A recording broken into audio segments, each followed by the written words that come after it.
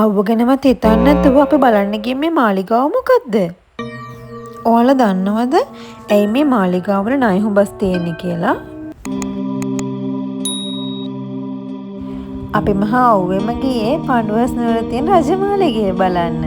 දැන් අපි මේ පඬුවස් නුවර කියලා හඳුන්වන තැන තමයි ඉස්සර පරාක්‍රමපුරය කියලා හඳුන්වලා තියෙන්නේ. පළවෙනි පරාක්‍රමබාහු රජු ආදිපදු තනතුර දැරූ සමයේදී තමයි මේ මාලිගය ඉදි වෙලා තියෙන්නේ. ඔයාලට දැන් මේ පේනව නේද ප්‍රධාන දොරටුව කියලා. ඒ දොරටුවෙන් තමයි ඉස්සර රජමාලිගයට ඇතුල් වෙලා තියෙන්නේ.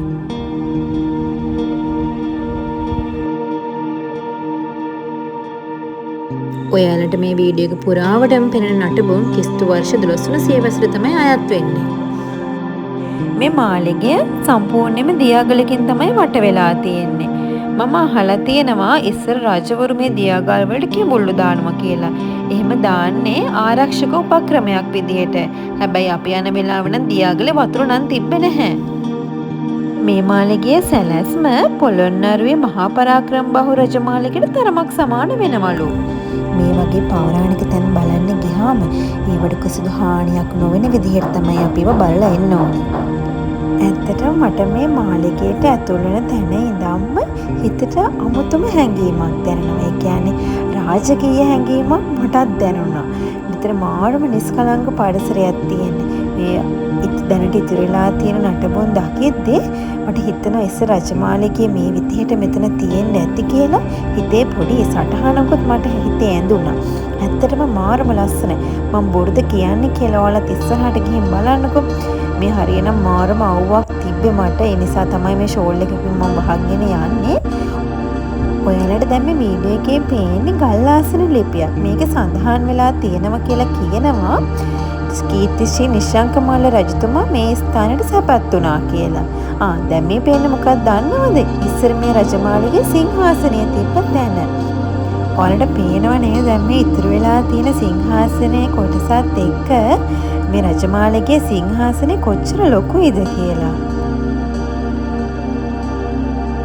දැන් අපි මේ හොයාගෙන යන්නේ අපිට තව මොනවද මේ රජමාලිගයේ බලන්න තියෙන්නේ කියලා.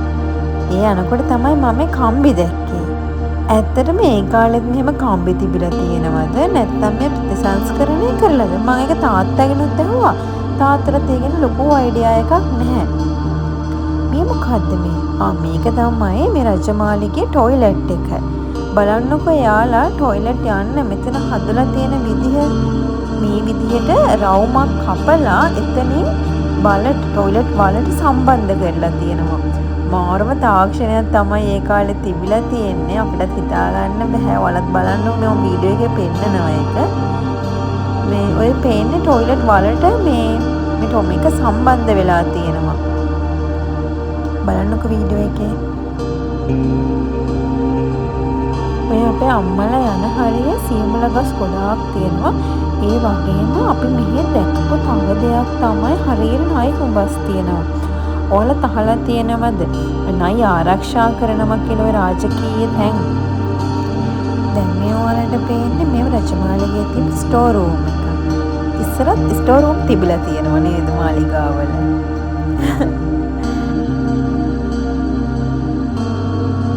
මම කියද්දිම ඔයාලට දැන් ණය හුඹසක් පේනවා. මෙතන ඉතුරුලා තියෙන මේ නටබුන් රජමාලිගයට අයත් පරිවාර ගොඩනැගිල්ලක නටබුන් තමයි මේ ඔයාලට දැන් මේ වීඩියෝ එකෙන් පේන්නේ.